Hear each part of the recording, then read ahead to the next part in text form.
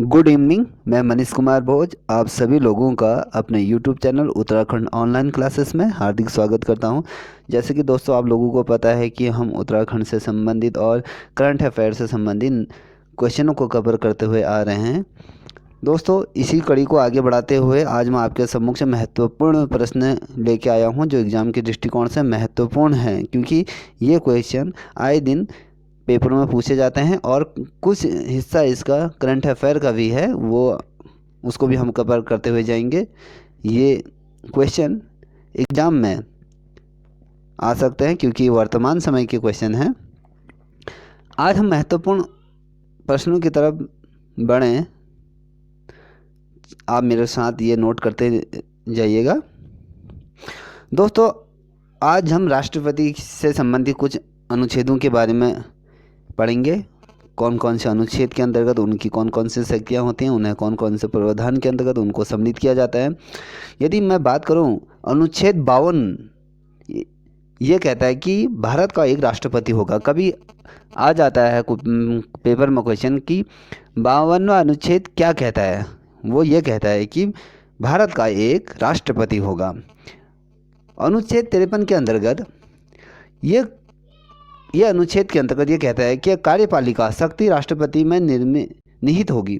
मतलब जितनी भी कार्यपालिका की जो शक्तियां हैं, कार्यपालिका जो लोकसभा के अंतर्गत जितने भी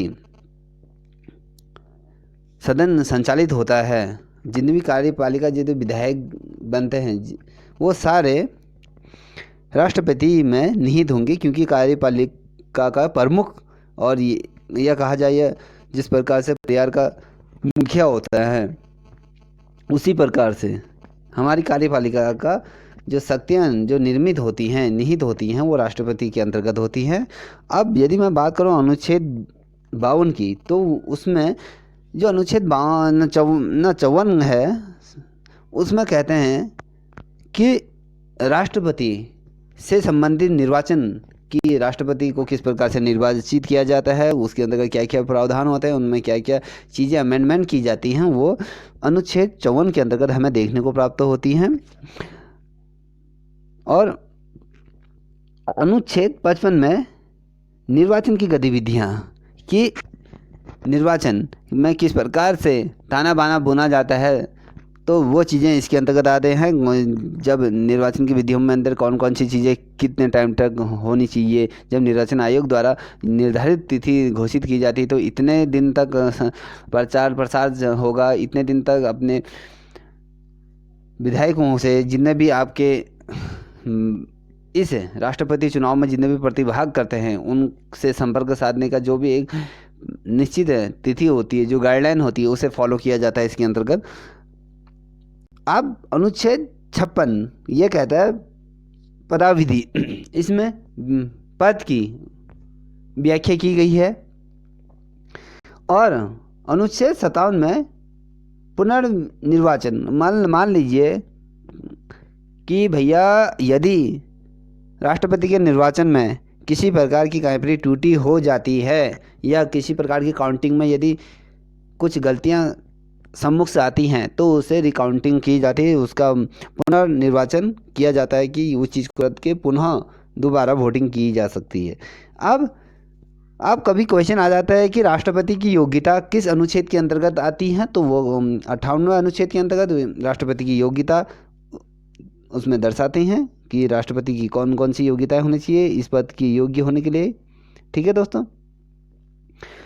अब यदि मैं बात करूं अनुच्छेद 59 की, तो उसके अंतर्गत पद की शपथ, जब राष्ट्रपति का चुनाव संपन्न होने के बाद जो व्यक्ति राष्ट्रपति उम्मीदवार के लिए चुना जाता है, उसको पद और गोपनीयता उसकी शर्तें होती हैं, पद की जो शर्तें होती हैं उसके अकॉर्डिंग उन चीज़ों को फॉलो किया जाता है। ठीक है, कि हमें राष्ट्रपति बनने के लिए क्या क्या शर्तें होनी चाहिए, क्या क्या जो उसमें एक गाइडलाइन दी जाती है कि उसे भारत का नागरिक होना है, 35 वर्ष की आयु पूरी होनी चाहिए, वो किसी प्रकार का दिवालिया नहीं हो जाए, उसमें किसी प्रकार का अपराध नहीं होना चाहिए, वो किसी संवैधानिक पद का लाभदायी पद में नहीं होना चाहिए। ये इत्यादि चीज़ें इस अनुच्छेद के अंतर्गत आ जाते हैं। अब अनुच्छेद 60 के अंतर्गत राष्ट्रपति की शपथ, किस प्रकार से राष्ट्रपति शपथ ग्रहण करते हैं, ये शपथ की गोपनीयता की जो चीज़ें दिखाई जाती है वो इसके अंतर्गत आती है। अब अनुच्छेद 61 के अंतर्गत दोस्तों राष्ट्रपति पर महाभियोग की प्रतिक्रिया की जाती है। जब कोई ही राष्ट्रपति संविधान के विरुद्ध यदि कोई गलत फैसले लेते हैं तो उसके अकॉर्डिंग राष्ट्रपति पर महाभियोग की प्रतिक्रिया प्रारंभ की जा सकती है। ठीक है, मान लीजिए कोई राष्ट्रपति पद पर रहते हुए संविधान की जो चीज़ें हैं, जो संविधान से जो निर्धारित हुई कि राष्ट्रपति के ये मौलिक अधिकार होने चाहिए, ये इस दायरे के अंदर रहने चाहिए, उस अधिकार दायरे से बाहर यदि कोई राष्ट्रपति किसी चीज़ का उल्लंघन करते हैं या किसी प्रकार का घोटालेबाजी करते हैं या किसी चीज़ में ऐसे लिप्त पाए जाते हैं तो उस कंडीशन में जो अनुच्छेद 61 है उसके अंतर्गत राष्ट्रपति पर महाभियोग की प्रतिक्रिया प्रारंभ की जाती है। अनुच्छेद 62 ये कहता है कि राष्ट्रपति के स्थान पर नियुक्त व्यक्ति की पदावधि, जो राष्ट्रपति बन रहा है उसके स्थान पर उसकी पदावधि होती। मान लीजिए पहले जो राष्ट्रपति था तो जब अनुच्छेद 52 के अंतर्गत उसे उस पद की गोपनीयता की शपथ दिलाई जाती है और उस पद पर उसको पदावधि उसको मतलब बैठाया जाता है। ठीक है, अब सर्वप्रथम यदि मैं बात करूं महत्वपूर्ण जो अनुच्छेद है ये है अनुच्छेद 72।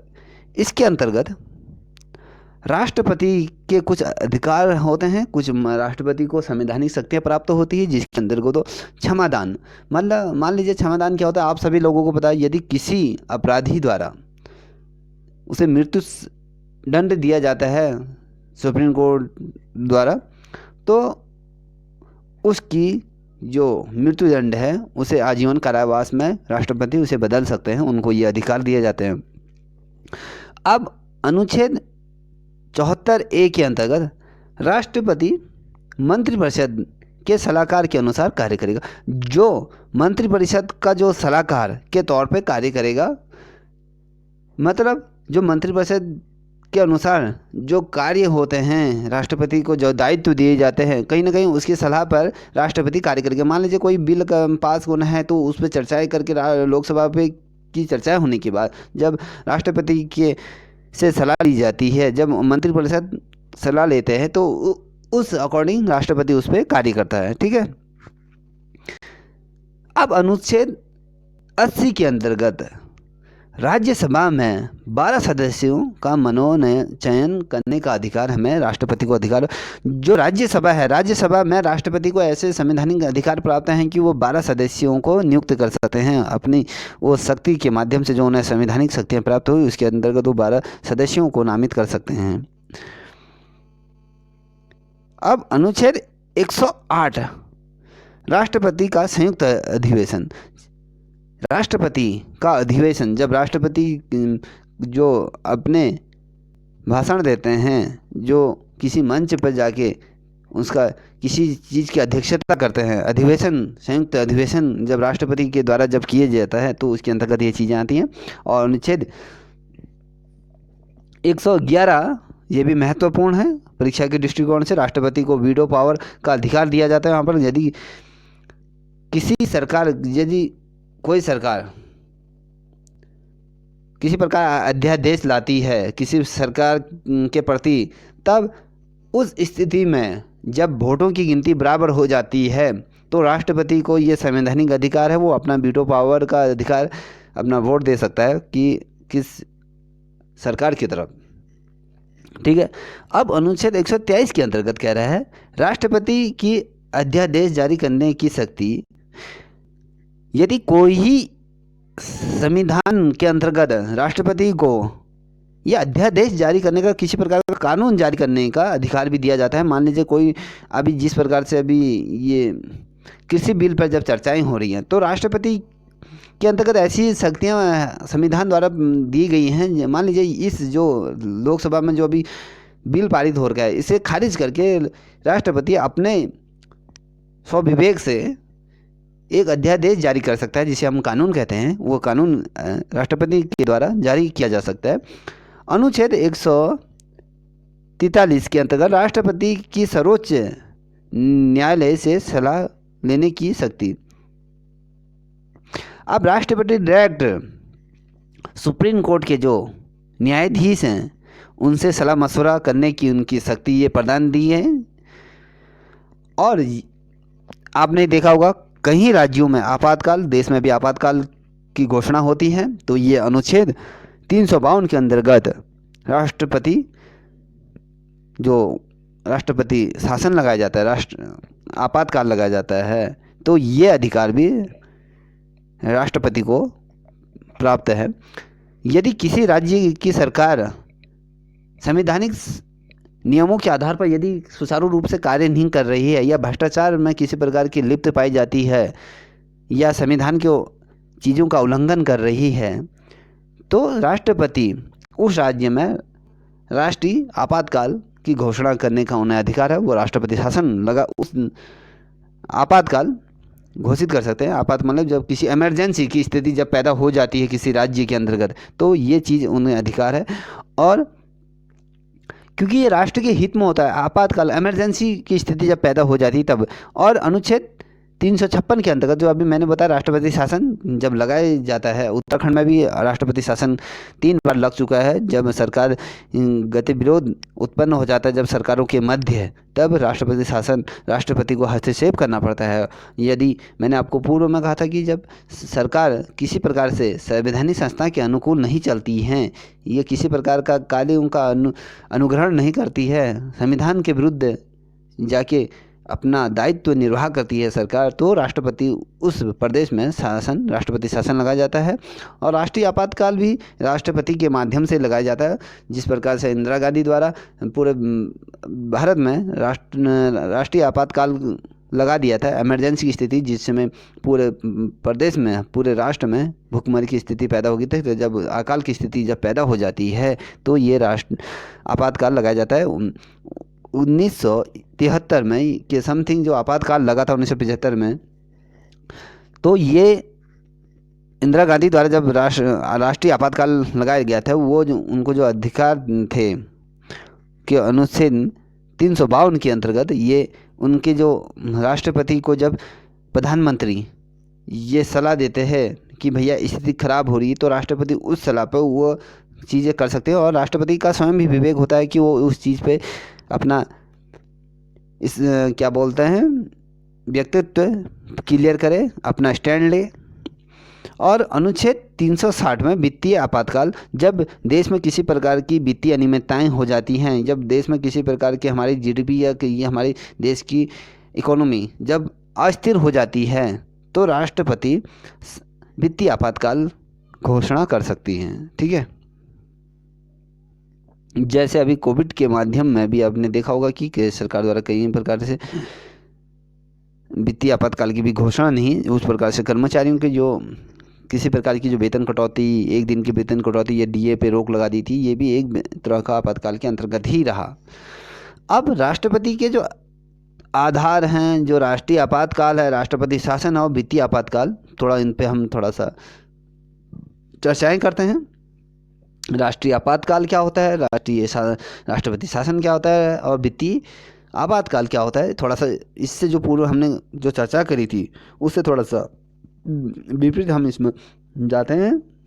अब आधार अनुच्छेद 352 के अंतर्गत जब राष्ट्रीय आपातकाल कब लगता है, जब किसी बाहरी देश द्वारा हमारे देश में युद्ध की स्थिति पैदा हो जाती है, भारी आक्रमण होते हैं, या जब सेनाओं द्वारा शस्त्र विद्रोह किया जाता है, तो राष्ट्रपति ऐसी कंडीशन में राष्ट्रीय आपातकाल की घोषणा कर सकते हैं। और ये मंत्रिपरिषद की सिफारिश पे होते हैं। जब मंत्रिपरिषद जब राष्ट्रपति को लिखित सिफारिश देते हैं, तो उसके अंतर्गत राष्ट्रपति आपातकाल घोषणा कर देते हैं। और यदि राष्ट्रपति शासन की बात करूं, तो अनुच्छेद 356 में राज्यपाल एक परिवेदन द्वारा जब लगता है कि प्रदेश में किसी प्रकार की शासन व्यवस्था खराब हो रही, तो राज्यपाल राष्ट्रपति को एक अनुमोदन भेजते हैं, जो प्रतिवेदन भेजते हैं कि एक रिपोर्ट, एक आख्या उस चीज़ की भेजते हैं जिस पर राष्ट्रपति अपना स्टैंड लेके उस प्रदेश में राष्ट्रीय शासन लगा सकते हैं। और ये भी मंत्री परिषद, जो मंत्रिमंडल की सलाह पर ही ये होता है और राज्यपाल के माध्यम से ये प्रस्ताव राष्ट्रपति को भेजा जाता है। अब वित्तीय आपातकाल की स्थिति कब पैदा होती है? जब 360 जो अनुच्छेद है, 360 का जो अनुच्छेद है उसमें वित्तीय शाख के अंतर्गत जो वित्तीय अनियमितता, जब वित्तीय स्थिरता जब हमारे देश में उत्पन्न हो जाती है तो ये आपातकाल, जो वित्तीय आपात है, ये भी राष्ट्रपति के अधीन आते हैं और ये भी मंत्रिपरिषद की सलाह के अनुसार ही आपातकाल का डिसीजन लेते हैं। अब हम बात करें, जो मैं आपातकाल की बात करूं और राष्ट्रपति शासन की, तो मैं तीनों को एक साथ लेके चल रहा हूँ।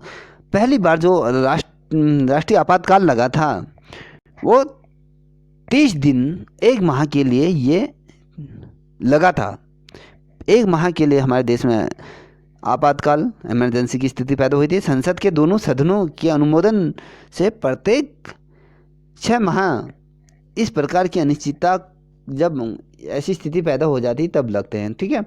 और राष्ट्रपति शासन पहली बार 2 माह के लिए लगा था। राष्ट्रपति शासन 6 माह तक चलता है।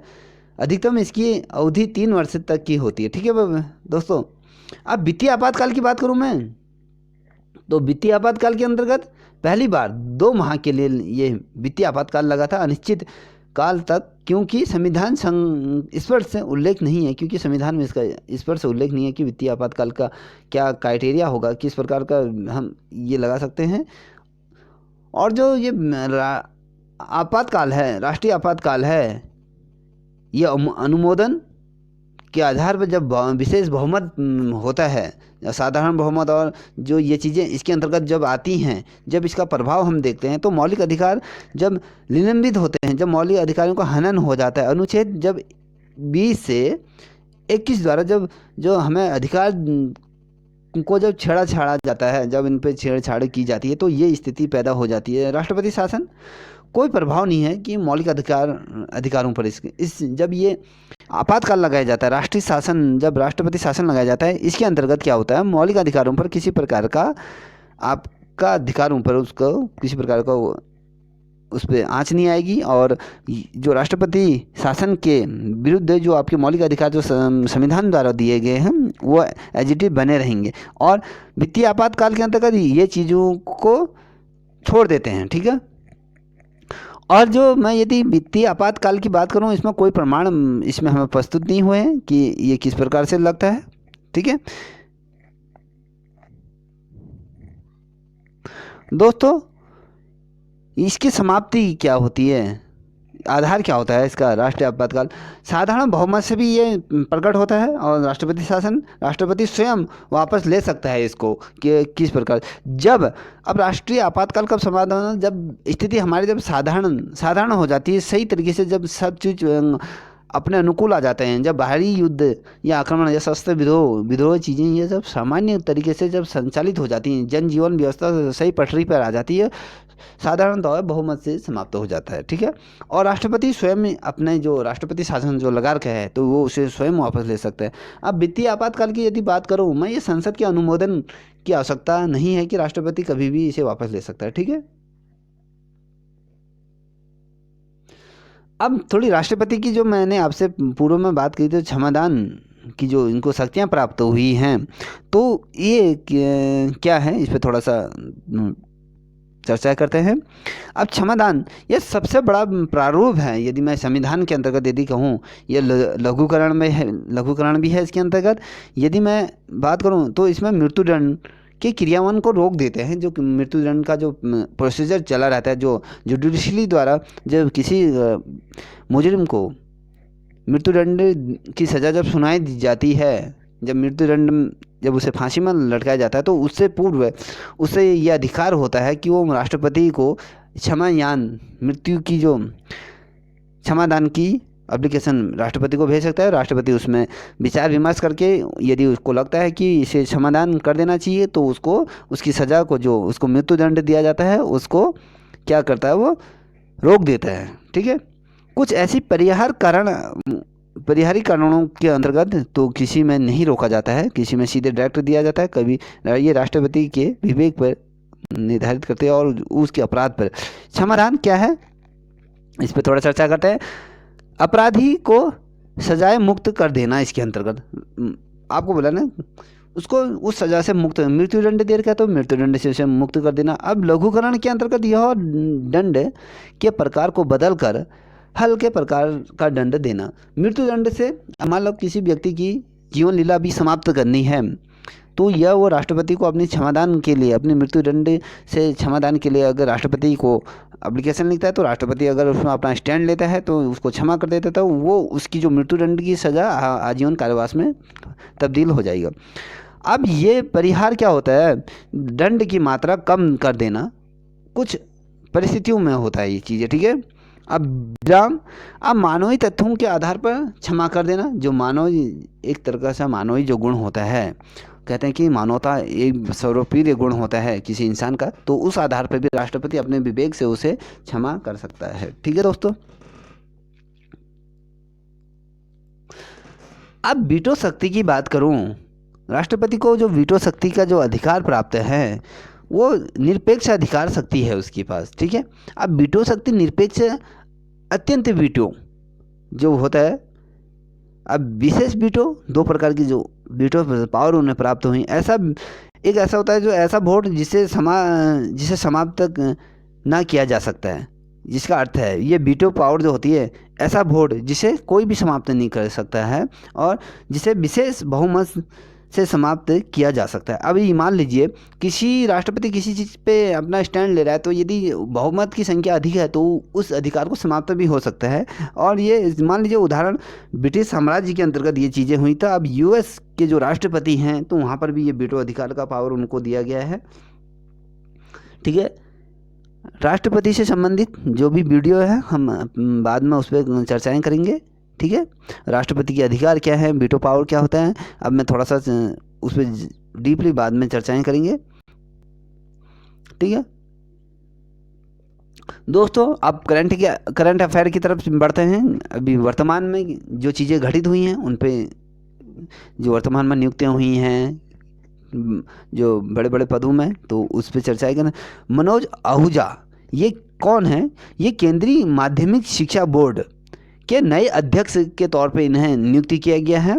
ये 1990 बैच के उड़ीसा कैडर के आईएएस अधिकारी हैं। ठीक है, अब मनोज आहूजा कभी आ जाता है, मनोज आहूजा वर्तमान में किस पद पर नियुक्त हैं, तो वो केंद्रीय माध्यमिक शिक्षा बोर्ड के नए अध्यक्ष पद पर स्थित हैं और ये 1990 बैच के उड़ीसा के कैडर के आईएएस अधिकारी हैं। अब संजय कोठारी कौन है, ये देश के केंद्रीय सत्ता आयुक्त हैं। ठीक है, वह भारत के सेवानिवृत्त अधिकारी हैं। जब कोई आईएएस अधिकारी रिटायर हो जाता है तो सरकार को लगता है कि उसकी क्षमता के आधार पर तो उसे संवैधानिक पदों पर भी उसे आसीन किया जा सकता है, उसकी कार्य प्रणाली को मद्देनजर रखते हुए। और वो राष्ट्रपति के सचिव के तौर पर भी कार्य कर चुके हैं। अगर संजय कोठारी की बात करूं तो ये राष्ट्रपति के सचिव के तौर पर भी कार्य कर चुके हैं। इन्होंने अपना कार्यक्षेत्र राष्ट्रपति के अंदर भी किया गया है। और वी विद्यावती ये भारतीय पुरातत्व सर्वेक्षण की महानिदेशक हैं। सी विद्यावती भारतीय पुरातत्व सर्वेक्षण के महानिदेशक के तौर पर अभी ये नियुक्त हैं। यदि मैं इनकी बात करूं, ये 1991 के कैडर के आईएएस अधिकारी हैं। ये कर्नाटक से बिलोंग करती हैं। और कपिल देव त्रिपाठी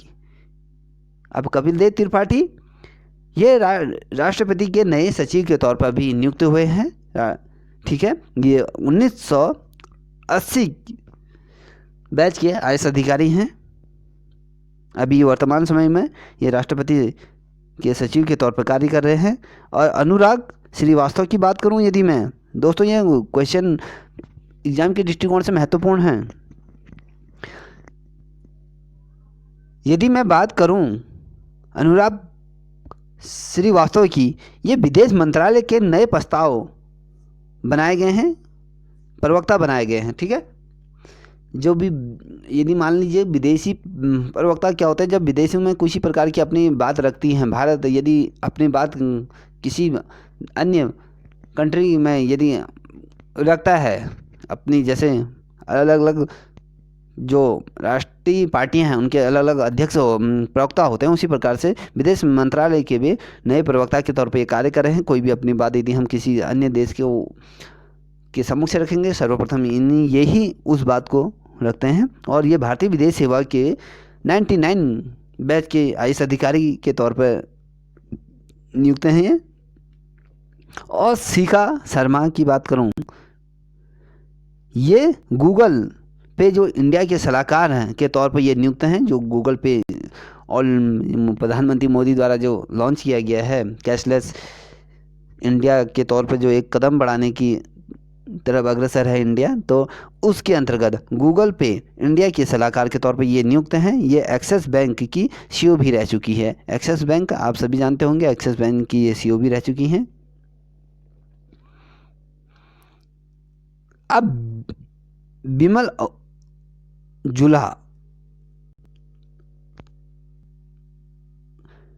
बिमल जुल्का ये देश के नए सूचना आयुक्त बने हैं। इससे पहले यदि मैं इनकी बात करूं, ये सूचना आयुक्त भी थे। और राजीव बंसल ये एयर इंडिया के नए चीफ चेयरमैन बने हैं और प्रबंध निदेशालय बनाए गए हैं। ये चेयरमैन बनाए गए, जो एयर इंडिया हमारे जो है विदेशी सेवा, जिसे नहीं विदेशी सेवा नहीं, उड्डयन नागरिक जो है हमारी जो, उसके एयर इंडिया के नए चीफ एवं प्रबंध निदेशक बनाए गए हैं उसके। ठीक है, अब सुनील जोशी की यदि बात करूँ, ये भारतीय क्रिकेट टीम के प्रमुख चयनकर्ता बनाए गए हैं। सुनील जोशी को भारतीय चयन टीम जो बीसीसीआई की जो जितने भी जो अंतर्राष्ट्रीय क्रिकेट के जितने भी खिलाड़ियों का जो सिलेक्शन होता है, जो चयनकर्ता के तौर पे मुख्य भूमिका पे इनकी रहती है। और ये भारतीय क्रिकेट के पूर्व ऑफ स्पिनर भी रह चुके हैं तथा ये कर्नाटक राज्य से भी ये कर्नाटक राज्य से आते हैं। ठीक है, अब भास्कर खुलबे और अमरजीत सिन्हा की यदि बात करूं मैं, ये दोनों प्रधानमंत्री मोदी के सलाहकार हैं वर्तमान में। और ये दोनों ही 1983 बैच के आईएएस अधिकारी हैं, क्योंकि ये दोनों मोदी के सलाहकार के तौर पर अभी कार्य कर रहे हैं। क्योंकि जो जब कोई चीज़ों का यदि मोदी को लगता है कि कोई चीज़ों पर सलाह का मशवरा करना है, तो इन दोनों के सम्मुख से वो अपने सुझाव और व्यक्त करते हैं। और जो भी डिसीजन लेना होता है, ये चीज़ें सब मिलकर चर्चाएं करने के लिए ये अधिकारियों को नियुक्त किया गया है। और जी नारायण की यदि मैं बात करूँ, ये इसरो के वाणिज्य इकाई न्यू स्पेस इंडिया के चेयरमैन बनाए गए हैं। दोस्तों, ये परीक्षा के दृष्टिकोण से महत्वपूर्ण है। जी नारायण क्या है, ये इसरो के वाणिज्य इकाई न्यू स्पेस इंडिया के चेयरमैन इन्हें नियुक्त किया गया है वर्तमान समय में। और रंजन गोगोई, आप सभी लोग इन्हें जानते होंगे, इससे पूर्व ये हमारे भारत के न्यायाधीश रह चुके हैं सुप्रीम कोर्ट के। इन्होंने 2020 में मार्च 2020 में राज्यसभा का सदस्य ने बनाया गया है, क्योंकि इनकी जो कार्य प्रणाली को मद्देनज़र रखते हुए सरकार द्वारा इन्हें राज्यसभा सदस्य के तौर पर नियुक्त किया गया है। और ये भारत के पूर्व मुख्य न्यायाधीश के तौर पर भी कार्य कर चुके हैं। और पीपी कानून माइक देवव्रत पात्रा, ये दोनों को रिजर्व बैंक के डिप्टी गवर्नर के तौर पर नियुक्त किया गया है। सत्य मलिक को यदि बात करूँ, ये मेघालय के नए राज्यपाल बनाए गए हैं। कभी क्वेश्चन आ जाता है कि मेघालय के राज्यपाल किन्हें नियुक्त किया गया? सत्यपाल मलिक को मेघालय के नए राज्यपाल के तौर पर नियुक्त किया गया है। गिरीश चंद्र मुमुक जो 14वें नंबर के हैं, ये पूर्व आईएएस अधिकारी अक्टूबर 2019 में जम्मू कश्मीर के पहले उपराज्यपाल के तौर पर इन्हें कार्यभार ग्रहण कराया गया है। और यदि मैं इनकी बात करूं, इन्होंने देश के नया नियंत्रण महालेखा परीक्षक इन्हें बनाया गया था। जो जितने भी देश के जो महालेखा का जितने भी वित्तीय भौतिकी जितने भी जो चीज़ें होती हैं वित्त से रिलेटिव आख्या जो हमारी इकोनॉमी को महालेखाकार के तौर पे ये उसको देखते हैं, उस पे इन्होंने पहला इन्हें ये बनाया गया था। ठीक है,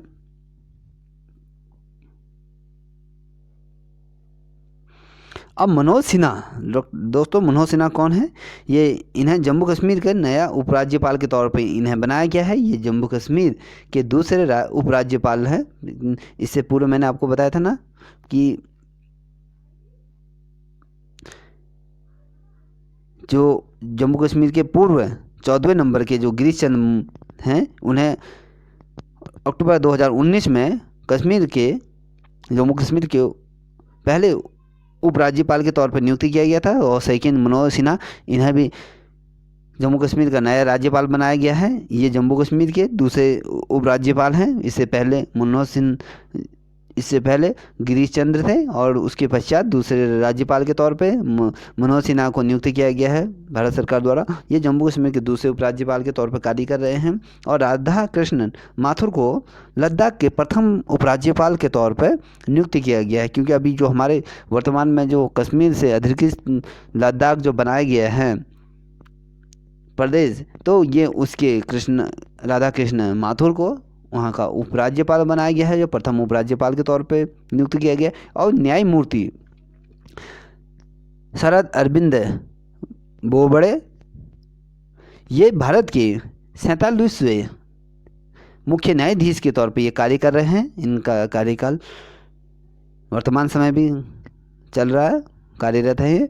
और प्रोफेसर सुरेंद्र चंद शर्मा की यदि मैं बात करूं, ये राष्ट्रीय चिकित्सा आयोग के पहले अध्यक्ष के तौर पर कार्य कर रहे हैं। ये दिल्ली के एम्स अस्पताल के नाक गला कान गले के डॉक्टर के प्रोफेसर विभाग में प्रोफेसर के तौर पर रहे हैं, जो एंटीनेट के तौर पे इन्होंने अपना जो कार्य किया मेडिकल के क्षेत्र में ये रहे। और यहाँ पर दिल्ली एम्स में नाक कान गले विभाग के जो प्रोफेसर के तौर पर इन्होंने वहाँ पर अपना कार्य किया था।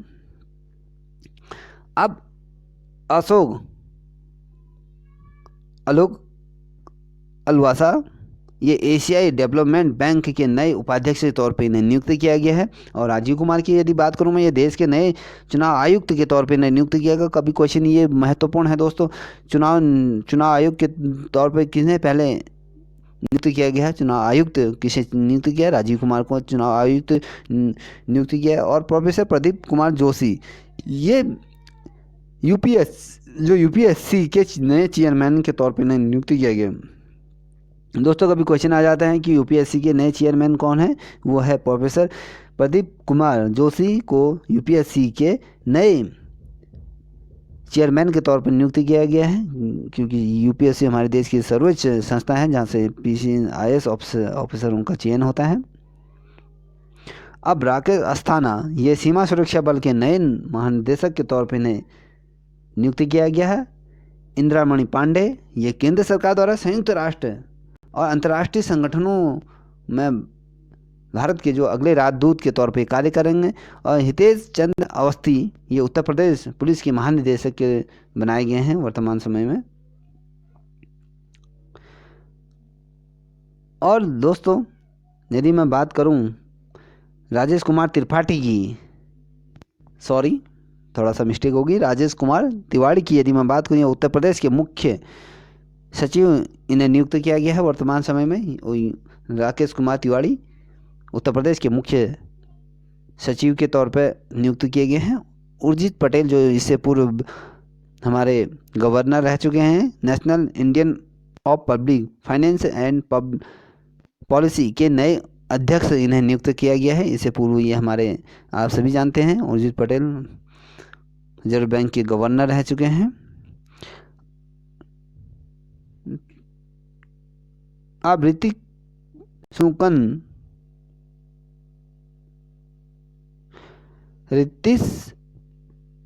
सुनक भारतीय मूल के ये ब्रिटिश नागरिक है और ब्रिटेन में वित्त मंत्री के पद पर ये कार्य करे। इन्फोनेस में न्यायमूर्ति के दामाद हैं, ठीक है। अब ये दोस्तों ये परीक्षा के दृष्टिकोण से महत्वपूर्ण है, क्योंकि ये क्वेश्चन 100% पेपर में आ सकता है। जो बाइडेन डेमोक्रेसी पार्टी का आधिकारिक रूप से आगामी जो राष्ट्रपति जो चुनाव हुए थे अमेरिका में, उनमें ये डेमोक्रेसी पार्टी के ये उम्मीदवार के तौर पे इन्हें नियुक्त उतारा गया था। और इस बार जो डेमोक्रेटिक जो पार्टी रही तो उसने वहाँ पर अच्छा प्रदर्शन किया। ये अभी वर्तमान समय में अमेरिका के राष्ट्रपति के तौर पर है। इन्हें अभी वर्तमान समय में नियुक्त किया गया है। यदि मैं इनकी बात करूँ, ये वर्ष 2009 से 2017 तक के अमेरिका के 47वें उपराष्ट्रपति के तौर पर भी कार्य कर चुके हैं। इससे पूर्व जो बाइडेन अमेरिका के 47वें उपराष्ट्रपति के तौर पर इन्होंने कार्य किया, और वर्तमान समय में ये अमेरिका के राष्ट्रपति के तौर पर, राष्ट्राध्यक्ष के तौर पर कार्य कर रहे हैं। और कमला हैरिस को कौन नहीं जानता, इन्होंने अमेरिका के डेमोक्रेटिक पार्टी के लिए महत्वपूर्ण भूमिका निभाई है। और जो डेमोक्रेटिक पार्टी है अमेरिका की, तो इसमें इन्होंने अपना बढ़ चढ़कर हिस्सा प्रदान किया, और वहाँ पर अपना जो राष्ट्रपति की जो दौड़ में जो बाइडेन थे उनका प्रचार प्रसार में इन्होंने बहुत महत्वपूर्ण भूमिका निभाई। एक तरफ के ये उनके सलाहकार के तौर पर भी कार्य कर रहे थे। और ये भारतीय मूल की है, और ये अमेरिका में अमेरिकी सेनेटर के तौर पर कार्य कर रहे थे। और अमेरिका के जो राष्ट्रपति जो चुनाव हुए थे अभी जो डेमोक्रेसी पार्टी के अंतर्गत है, तो जो बाइडेन के जो उम्मीदवार थे डेमोक्रेसी के द्वारा, जो बाइडेन द्वारा इनको उपराष्ट्रपति के तौर पर उम्मीदवार बनाया गया है। या उम्मीदवार है भी, ये उम्मीदवार ही नहीं, वर्तमान समय में ये उपराष्ट्रपति के तौर पर कार्य कर रही हैं अमेरिका में। जो बाइडेन राष्ट्रपति के तौर पर कार्य कर रहे हैं। ठीक है, ये महत्वपूर्ण है क्वेश्चन। कमला हैरिसन।